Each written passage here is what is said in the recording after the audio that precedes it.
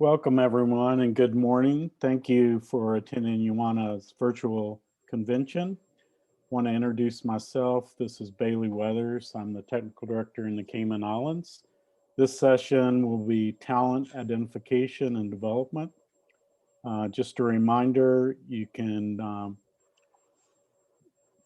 get translation for these talks right on your screen. Move down to the interpretation globe and just click on that, and you'll be able to receive the translation.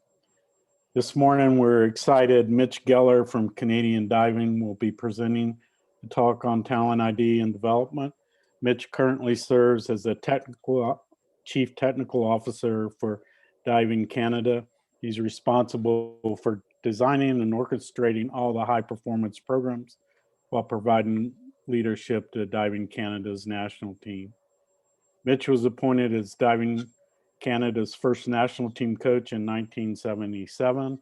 And since taking that role, Canada has won multiple Olympic medals over the last 5 consecutive Olympic Games, as well as numerous international championships and competitions. It's my pleasure to introduce you now to Mitch, and we'll let him take us from here.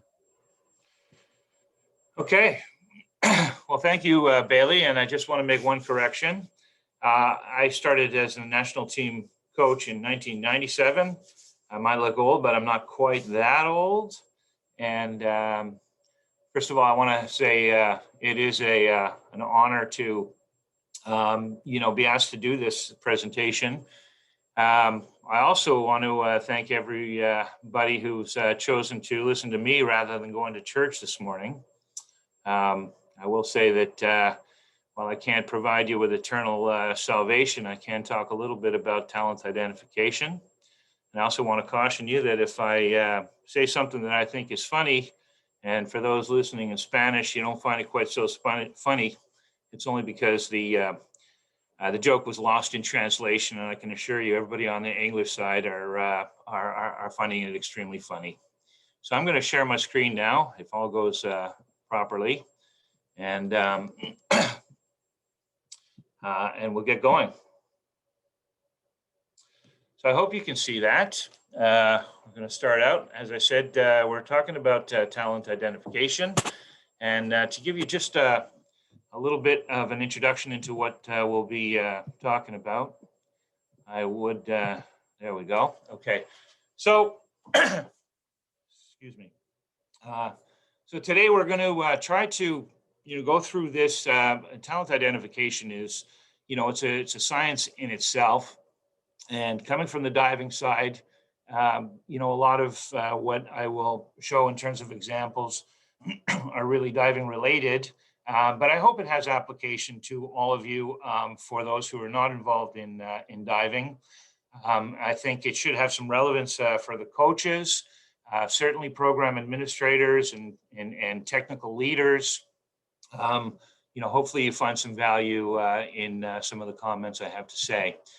So we're just going to start out, and we'll have a quick look at the definition of how we're interpreting the talent identification. We'll look at some of the ways that talent identification could be applied. So we'll run through that hopefully relatively quickly. The other piece that I think is really important here is to also consider some of the limitations, and I've called them cautions, things to think about when you are sort of implementing a talent identification program. We'll look at some of the components involved, some of the things that we look at, some of the things that we want to assess when we are trying to determine, somebody's level of talent. The other piece that we'll do is we'll share with you some practical application. That is how we at Diving Canada have been using our talent identification program.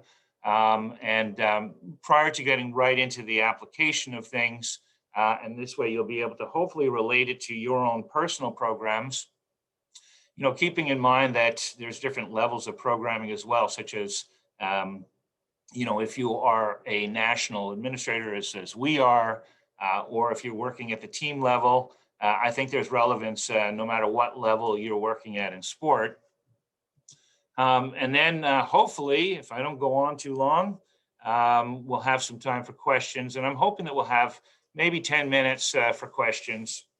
And that way you can test me and see if I actually really know anything. Okay, so we'll get right into it now. So talent identification defined. And now, it sounds pretty simple, when you even the term talent identification, and, we all engage in it in some way, whether it's intuitive or whether it's something more formal. All coaches are looking out there and they have a sense, as I said, it might be an intuitive sense of whether somebody looks like they'll be good for, whatever sport in question or really whatever activity. So in its most basic form, we'll say that talent identification is to identify a natural aptitude of an individual to pursue a specific activity. And as you can see, I have my coffee handy because it is relatively early. And I said activity because talent identification can be applied to anything. Of course, this gathering, we're interested in sport, but it is, at the very basic level, just trying to gauge how much aptitude an individual has.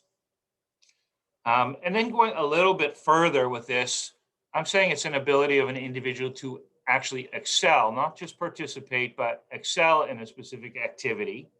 And this sort of relates more to what we're talking about because a lot of us think about talent ID mostly about screening. You know, can you find a gathering of young people that you want to determine whether they are right for your sport and get them into your sport?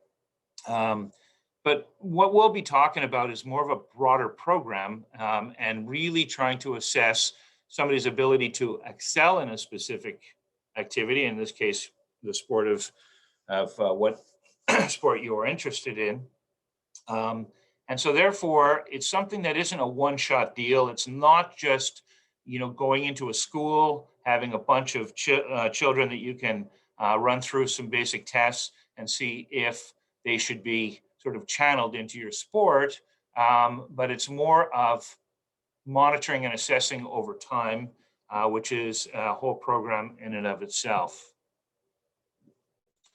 And this is something that I wanted to make very clear at the outset. I call it talent threshold.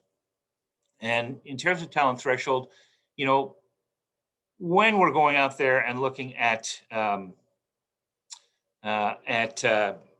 you know, kids that might show some ability in your sport, I think a lot of people look at trying to find, you know, the ultimate talent. But this isn't about finding the gem out there, or, you know, as we say in English, a diamond in the rough. What we're more interested in is trying to gauge whether or not an individual has enough talent to excel in the sport. And so that means, are they showing a minimum of talent? And therefore, you know, we're not just trying to, like you can keep testing and testing and testing and keep weeding people out. But that's not the case here, because we're relying on our program to develop the individual. And we really want to see whether they pass a certain minimum standard rather than showing that they are, you know, the ultimate super person in the sport. So a lot of what we're doing is trying to just determine whether they're a right fit for the sport, that they show the ability to be trained such that they can perform at an elite level and develop excellence in the sport. So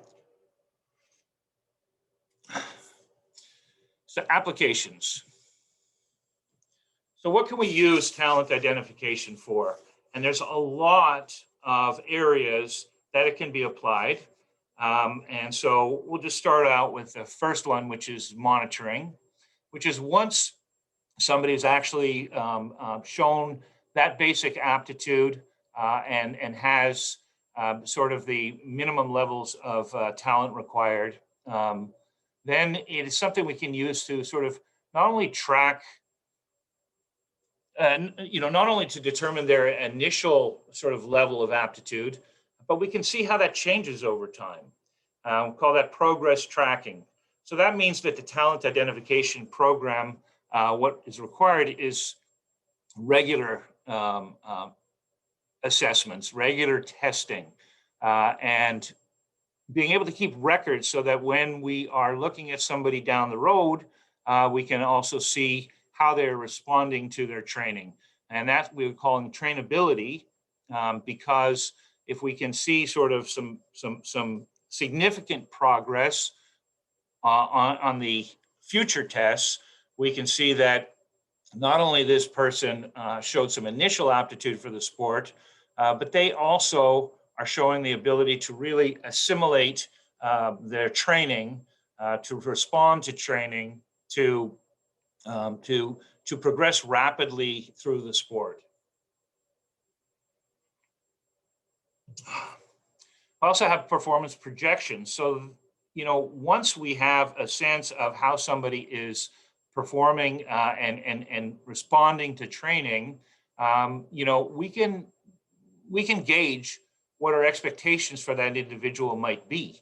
And so, of course, when we see somebody who is really, really responding well, we can expect that they might be able to reach a certain threshold of performance by a certain age. The other thing that is really valuable is what we call red flags or alerts. And that is through our monitoring, through our testing.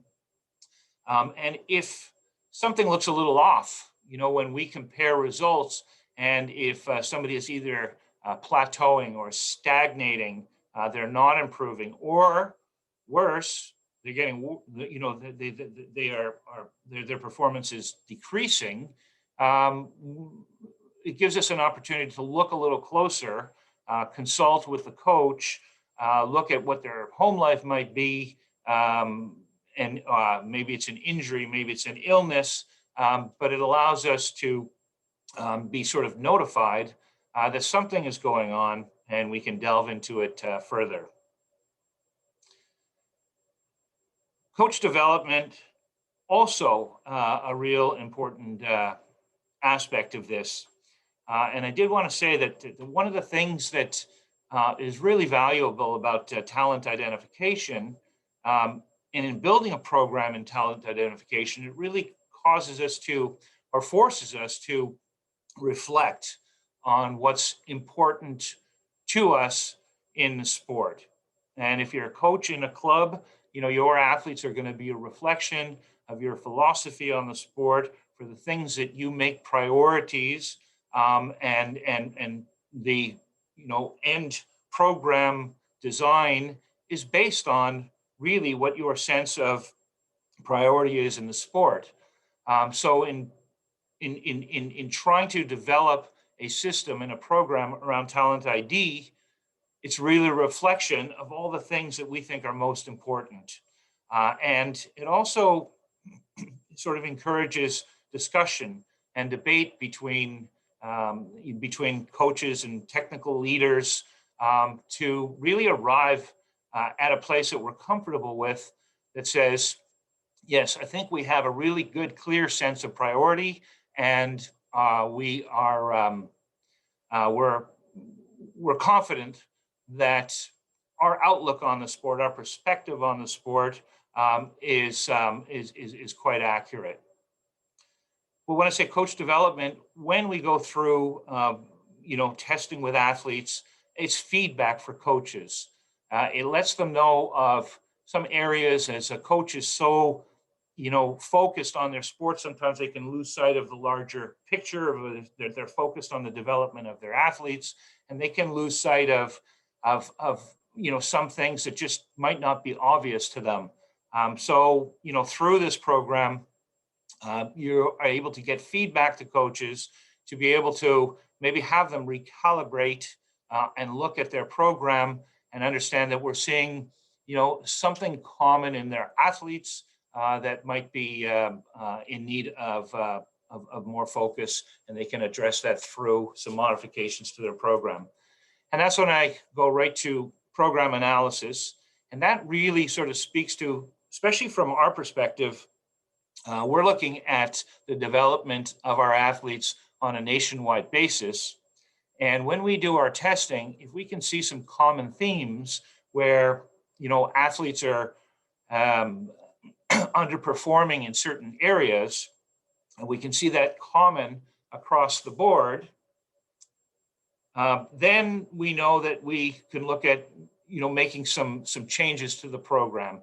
And this has happened several times over for us when we're doing our testing, and we see that there's that we have certain groups of athletes that are underperforming in certain ways, and it's caused us to really analyze our program, and it has resulted in some major structural changes, such as even changing basic rules of competition, where we overhauled almost our entire set of junior rules and our national championship rules, so that we can encourage focus across the nation on certain areas that we saw as becoming deficient or just needed to be addressed in a more significant way.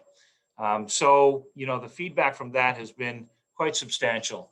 Of course, performance is the ultimate outcome that we're looking for from talent identification or the talent identification program. So I put performance just so we don't forget that. Athlete retention. This is, for a lot of people, when you're running sport, it's not just focusing on a few athletes that might be able to bring some fame and fortune to your program, but there's also a business aspect as well. That is that we are hoping that we can build larger participation in the sport. We can retain athletes, and by having athletes that have an aptitude for the sport, you'll see a much greater degree of retention. And through retention, as you recruit more athletes in, we find this a much faster way of building a program, or a much more effective way of building a program than sheer marketing and just trying to bring people in. We're really interested in keeping athletes, and athletes that are well suited for your sport are going to stay longer in it. Efficiency. Again, through multiple or regular testing, we can see how efficient we are at developing our athletes in the direction that we want them to go. And I say fulfillment and gratification because, ultimately, when an athlete leaves the sport, we want them to be able to reflect back on their experience in the sport and say, if I had to do it all again, I would, because that was a great experience. And that sense of having a great experience comes from being fulfilled, that you're able to achieve, what you set out to do, and you feel gratified in your experience in the sport. And that means having people that are well suited for the sport, they're right for the sport, they have an aptitude for it, and they will be able to, achieve some of the goals and objectives that they might have. Of course, recruitment, another one, using a broad set of tests, something that is well structured. You can, of course, use that to go into various gatherings of, kids or potential athletes, and use it for recruiting purposes. I'll keep moving through. I can see we're moving through the time quite quick. Time management, of course, you have to determine what it is you focus on, and through knowing how effective or where some deficiencies are will also allow you to structure your program so you use your time as best as possible. Streaming really means channeling the athletes into the right level of programming that is right for them. So, through knowing what level of aptitude they have, it's just really in the athlete's best interest in terms of their sense of accomplishment in the sport, they're working at the right level and not sort of either too low or in a program that has expectations they can't meet. Investment analysis really comes down to, which athletes, because every athlete requires an investment, and which athletes are going to sort of represent the best return on the investment. And then I already spoke to program design, which means that just how you structure your program around the areas that that are required to develop the athlete as best possible. We'll go into cautions here, and these are the things to be aware of, and I'll even call it the shortcomings of talent identification. And the first thing that we'll get into here is entitlement, and this is something we ran into in the early days of our talent identification program, and it's something you might not think about a whole lot, but what we found is even the label of a talent identified athlete, that that here's an athlete has talent, and sometimes it can imply a sense of entitlement. And that was problematic for us, and it really comes a lot from the parents who, as soon as they find out that their athlete, that their son or daughter has been identified as having talent, they think sort of all the resources of the organization should be funneled into their child for their development and the highest priority given. So we actually had to change our titling, and we've called our program High Performance Athlete Development rather than using the term Talent ID. It's still kind of the same, but it does avoid some of that sense of entitlement. Faulty assumptions. Faulty assumptions really means that some of your testing, you think that it sort of indicates something, and it's not really the case. So in our case, we've had tests that we thought is going to show, what kind of power the athlete and explosive power the athlete is able to generate. We've had some testing, and we've had to go back and say that it's not really telling us what we thought it was.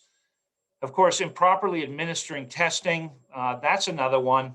I was going to show you a sheet. What we do in our case is we want to make sure that tests are administered correctly. So we have a very detailed sheet and instruction on how each and every test is going to be administered so we can have consistent results.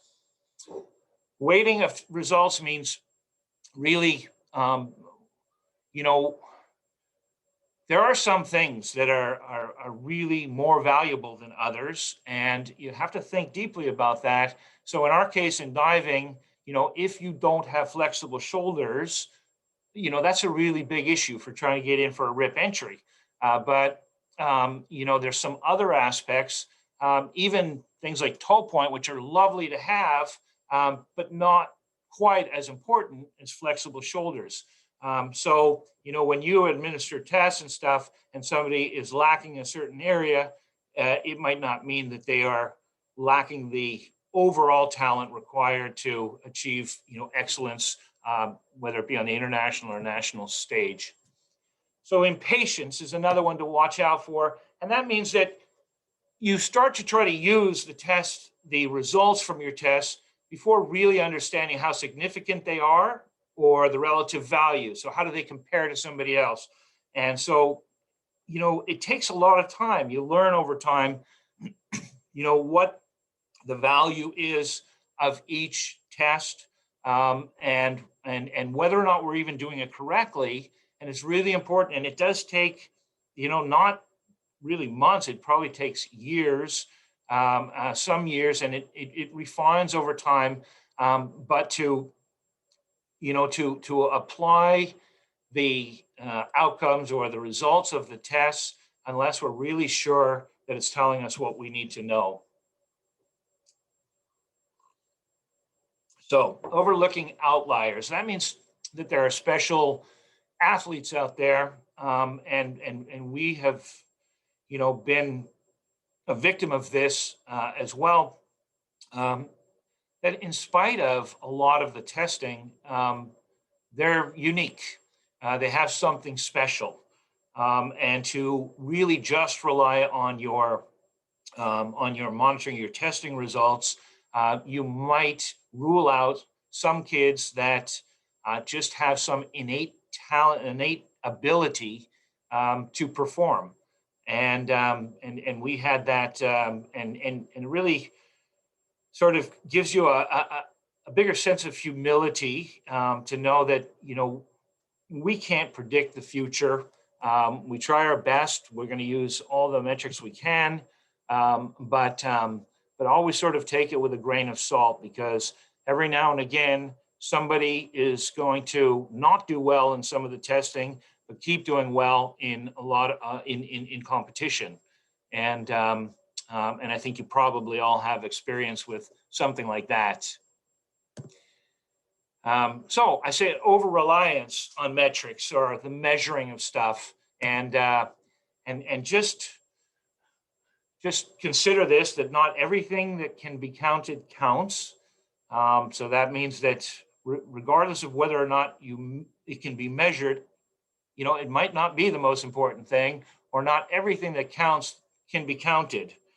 And I wish I was smart enough to have made up this quote, but it comes from somebody who maybe the best counter in history, and that's a guy named Albert Einstein. And he recognized that sometimes it's things that it just can't be measured. And there are athletes that cause us to change our perspective. So we keep that in mind all the time. So I'll go into some of the basic components. I'm trying to be general here rather than diving specific. And so in designing your program, we break it down into a few different category areas, and this is how we're doing it. So with physical, you can see these things. Agility, we want to see how well kids can move. The anthropometric, so that speaks to what kind of body segments and measures of their body that different things are important to different sports. In our sport, yes, we want to know whether they can hyperextend their elbows. The length of their arms are important. Flexibility, of course, strength, power, endurance, all of these things, you can read it as well as I can. And then, we break into a sport technical. And so this is really sport specific. So, looking at some of the basic skills, and I say some skills that initially you have to be able to test for things that are untrained. Later on, you test for things that are trained. And some examples of this, some kids, when we're testing, can they do rolls, jumps, somersaults? In swimming, do they have an aptitude for quick starts? Some of that is reflexes related. And water polo, I'm guessing, and I'm no water polo expert, ball skills. And then the psychological, what their emotional consistency is like, their desire, how much do they want this? Are they aggressive in personality? Perseverance, I think, is probably a huge one for us because it can overcome deficiencies where you might not have thought possible. What kind of support that they have, that is, do they have support at home? Can they get to practice regularly and on time? And of course, the elusive trait of competitiveness that is made up of all kinds of intangible things. But oftentimes we see people do things that we don't believe that they would have normally been capable of once the competition starts.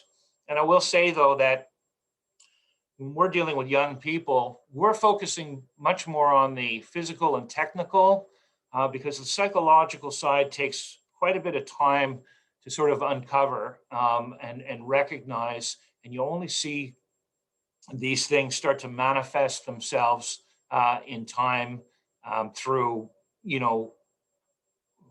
conditions under pressure or how they're able to, get through adversity, how they're affected by defeat.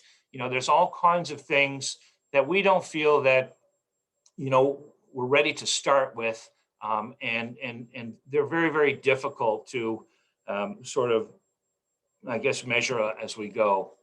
And then competition results, as I said, over and above all the specific testing that we get into, competition results are something that can force us to change our perspective on an individual where we don't think they're going to be capable of certain things, and they keep triumphing in competition.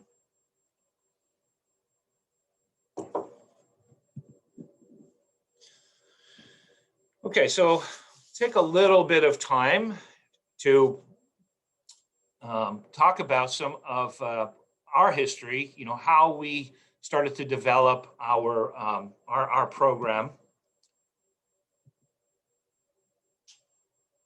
And so the first thing that we did in trying to structure our program, and this was probably I think about 10 years ago, perhaps, ish.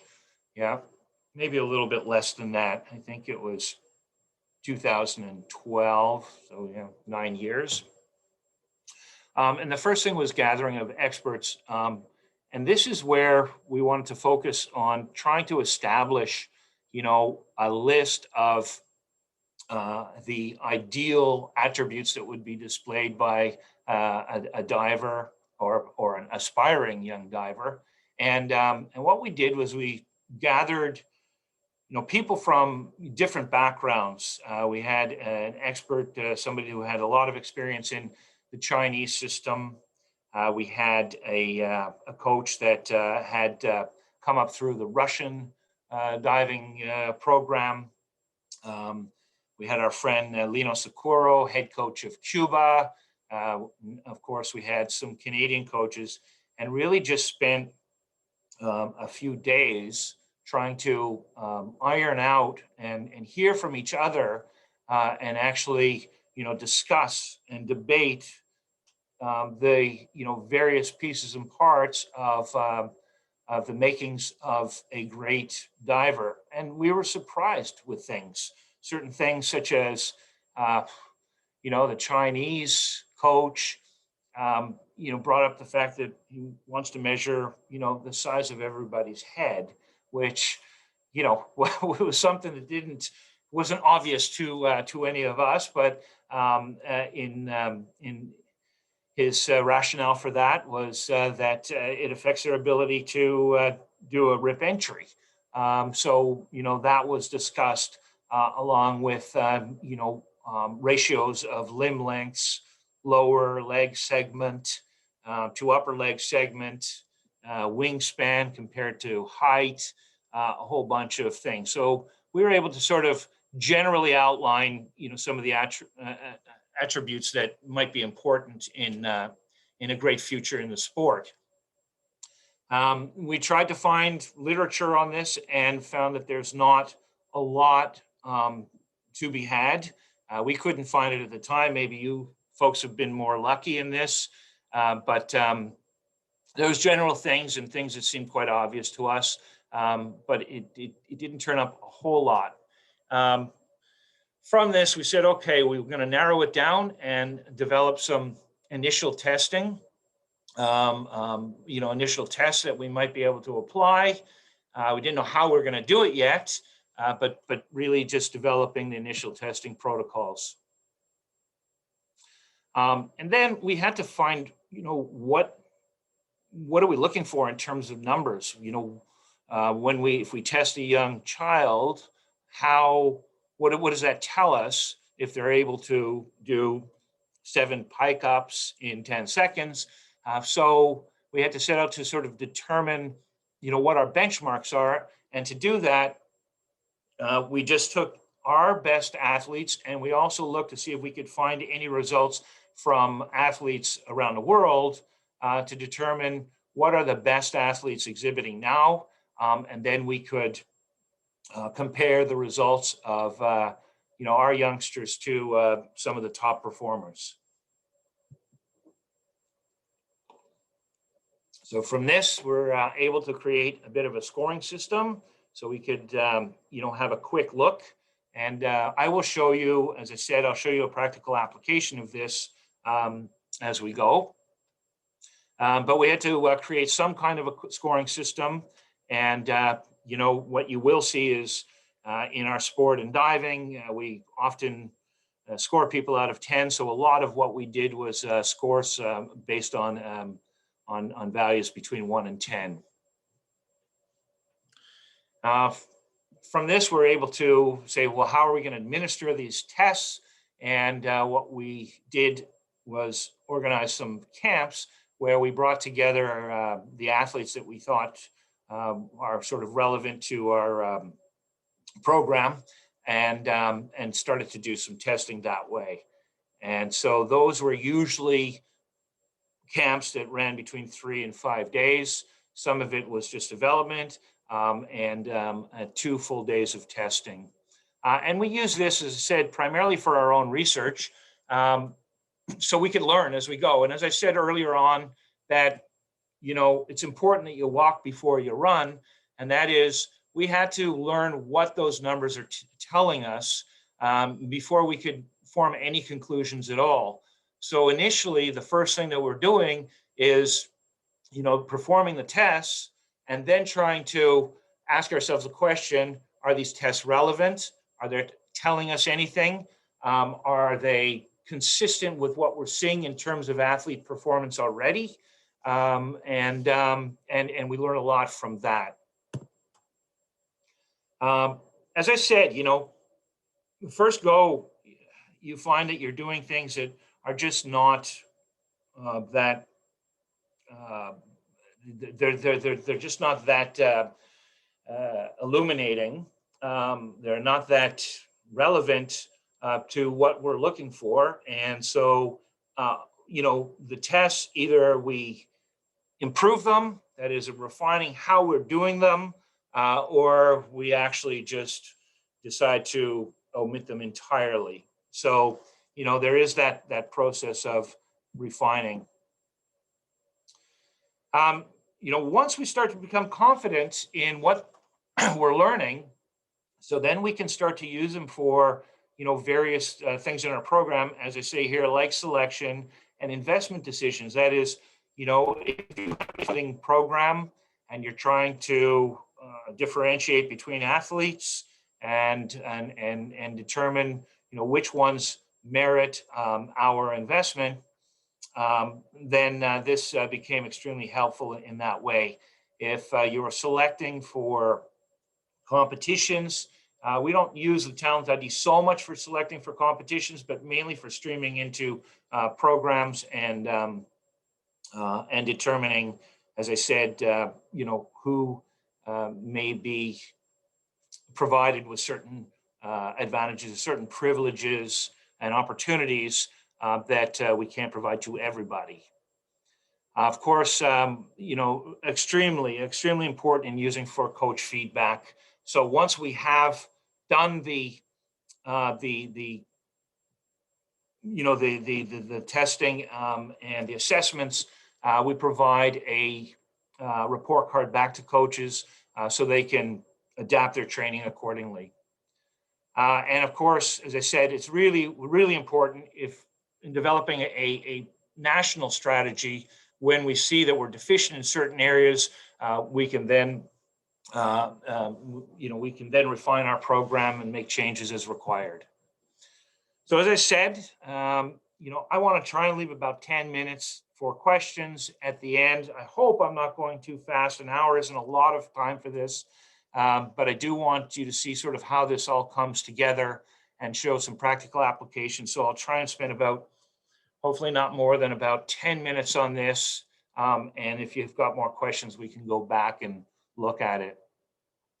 So, as I said, you know, we wanted to determine a complement of tests, and we broke it down because this has to be simple. You have to be able to easily administer and not have, you know, not become overwhelmed with information that you can't track easily.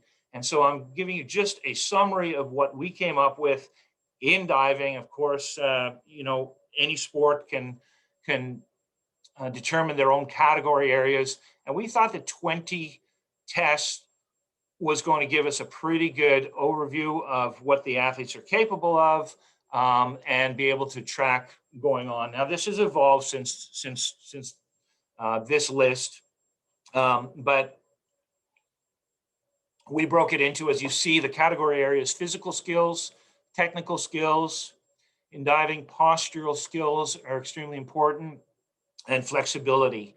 And as I mentioned, we left out the psychological because that can get really complicated and maybe not tell you what you need to know. So as I said, talking about youngsters, we're going mostly for physical and technical. And as you can see, a lot of this is physical.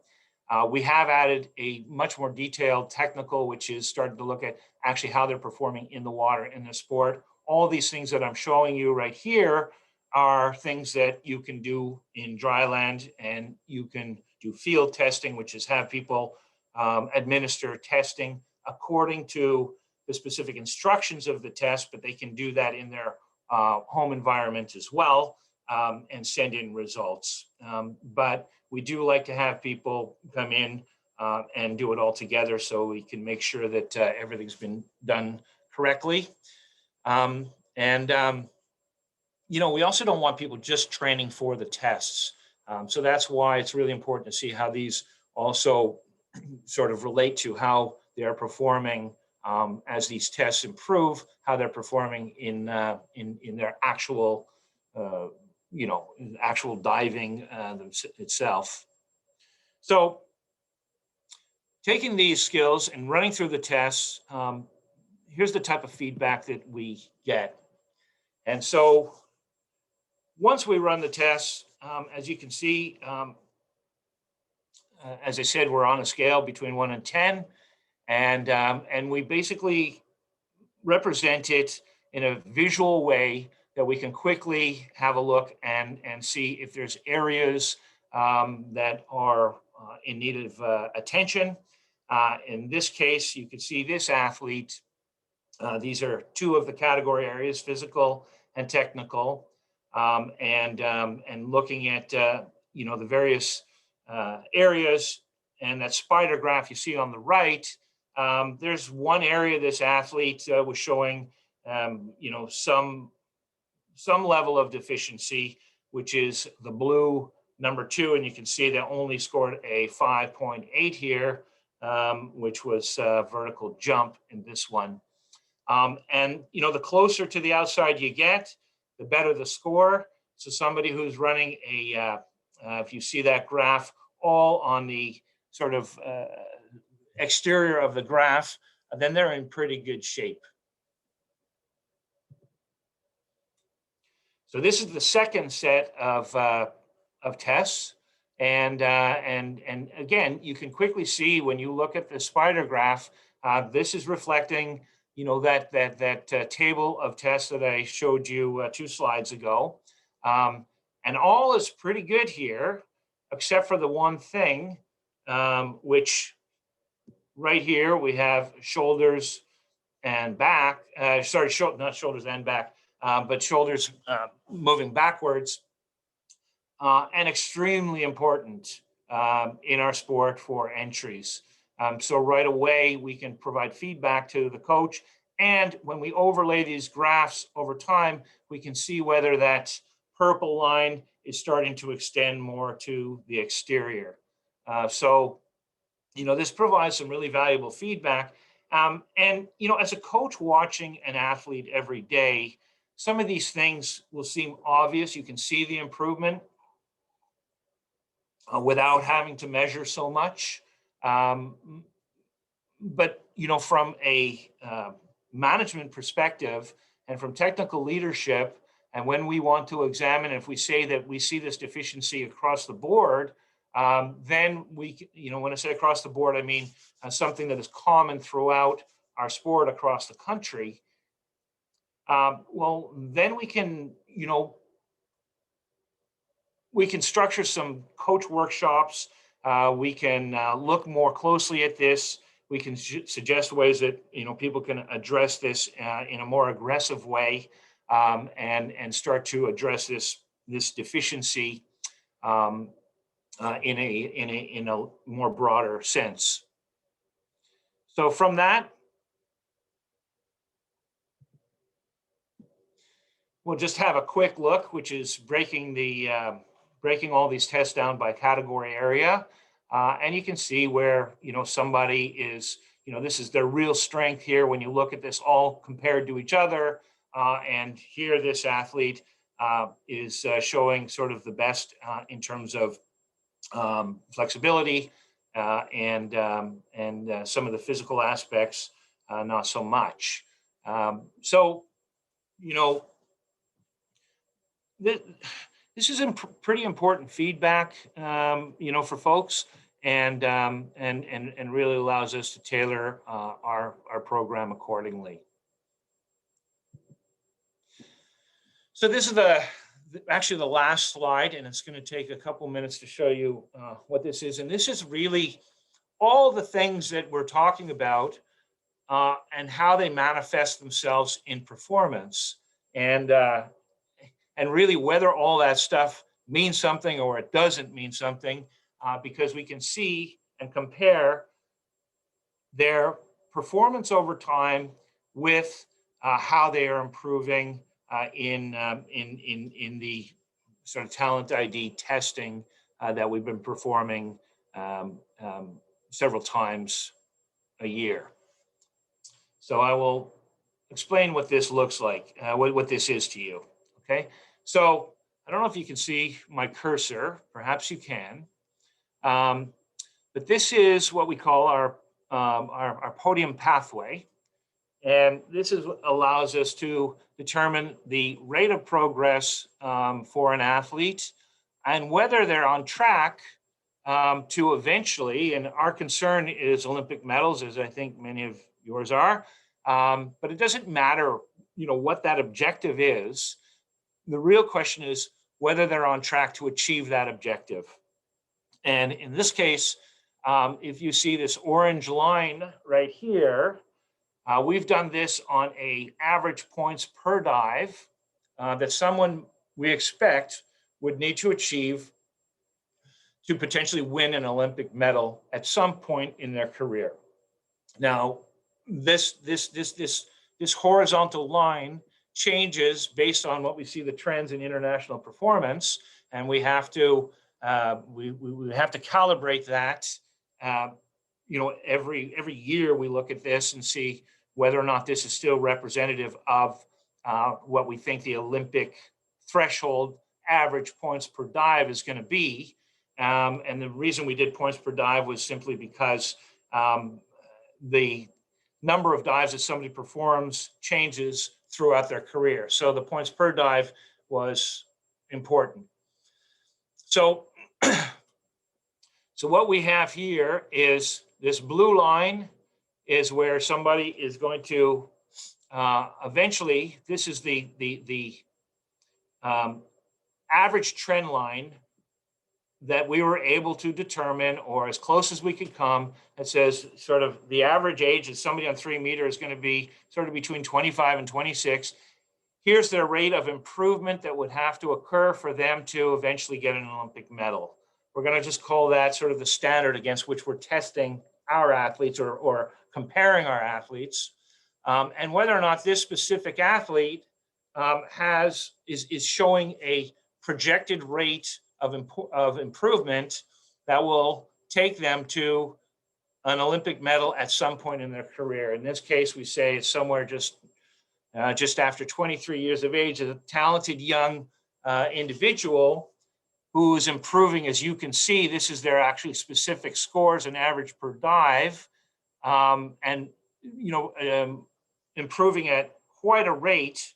And this changes all the time. It slows down later on in their career. So this is somebody who's quite young and showing some phenomenal progress. So we're saying this person is quite talented.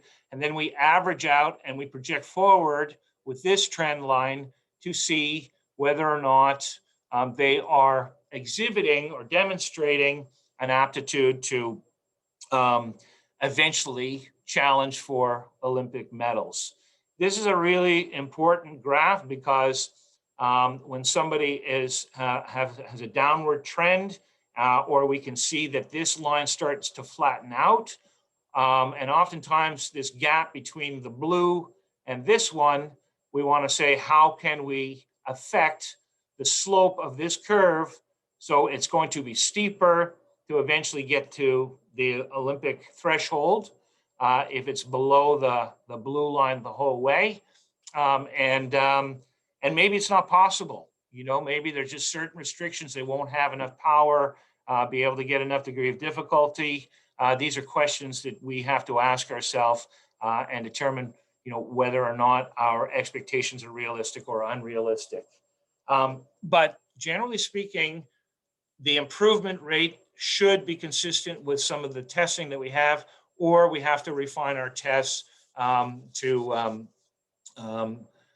to be more consistent with what we're seeing in terms of progress of the athletes.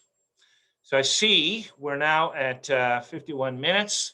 So I will open it up from here for any questions that you might have, or for those that are asleep. Hopefully you've woken up and maybe want me to go through this whole thing again. So over to you, Chris, and see if there's any questions. Thanks, Mitch. Great presentation.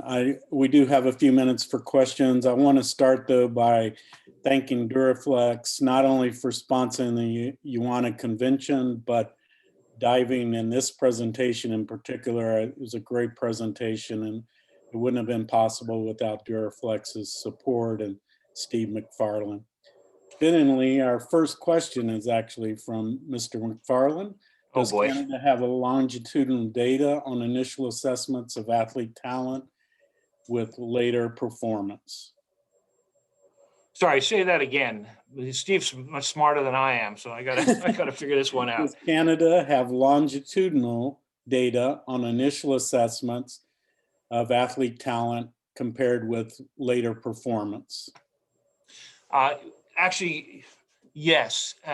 In fact, that was something that we were looking at, and what we did to, in our initial development of the program is we worked backwards basically, and we started with our top performers, those that either got medals at the Olympics or were close to it. That is, that they had a chance to medal at the Olympics, and took our very best performers. And that's how we worked out that last graph. The curve that I showed you was basically taking it back as far back as was reasonable, sort of a 10-year-old level, looking at their results back to there. Even though we didn't have all the testing results for that, we did have the competition results, and we did the same thing with looking internationally around the world. Good. And then, Mitch, can you expand a little bit on the trainability concept, how it's measured and improved? Well, in terms of the measurement of trainability is, well, let me just say this one thing, is that things change radically after puberty, and quite often, you have to be able to track athletes right through their growth spurt into sort of adulthood, because you really don't know what you're going to get in terms of body type and so on, sort of pre-adolescence. So the trainability portion of it is something that is really important here, and you can do that by really just tracking, those spider graphs that I showed you, being able to sort of overlay those and see how how they're changing, and whether they're changing sort of in the outward direction, and also just through all the data, that the testing results that we have, and we can see sort of their rate of development, and that becomes quite obvious. And the ones, that trainability piece is something that really kind of tips the scales for us when we are trying to determine, whether or not one athlete is going to be included in a program or another. Okay. I hope that answers the question. I think that's good. Is there an ideal age to start talent identification, and how should you apply these tests before deciding a young athlete is talented or should be included in the program? Right.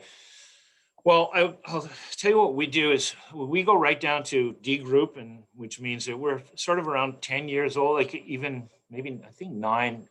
We've got Gilles is on the line. He knows the youngest ones we test, but it's around 9 or 10. You could do it earlier in the club system, but for nationally, what we do is we do 2 large assessments, like one in the East and one in the West, where we'll bring in probably a total of around 50 athletes, and they're sort of have to be accepted to the testing. So, you know, we're getting feedback from our referees. We sort of harness the use of our judges and referees to provide feedback to us on athletes that they see at, you know, we can't be at all events. We run about 24 sanctioned, you know, qualifiers during the year for national championships in different provinces and so on. So we use the judges for feedback as well. Some of the coaches might send us videos, but basically we start around 10 years old, and we bring together a lot of athletes before we sort of narrow them down to we'll call our high performance athlete development groups. And we have two of those groups that go through regular camps, training camps through the year. Great. So a couple of reminders to everyone. I want to thank Duraflex for their sponsorship. All the UANA presentations will be available on the YouTube channel. And just one final note, we have a number of questions we weren't able to respond to at this point, but all questions will be answered and responded to in writing and available on the UANA website. I just want to take a minute to thank Mitch and thank Duraflex and UANA for all their support and what great sponsorship and support it's been for all the aquatic sports in this convention. Thank you, everyone. Okay, thank you.